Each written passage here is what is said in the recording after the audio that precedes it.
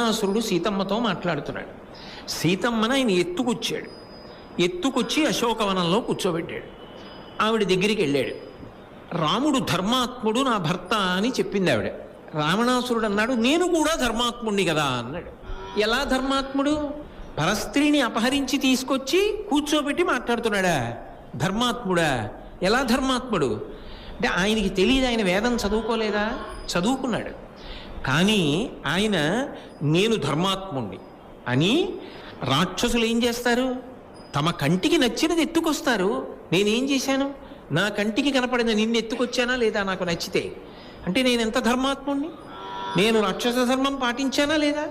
ఇంతటి ధర్మాత్ముడిని నేను. రాముడు ఎంత ధర్మాత్ముడో నేనంత ధర్మాత్ముడిని. ఎందుకు నన్ను చూసి చిన్నబుచ్చుకుంటావు? బుకాయింపా కాదా?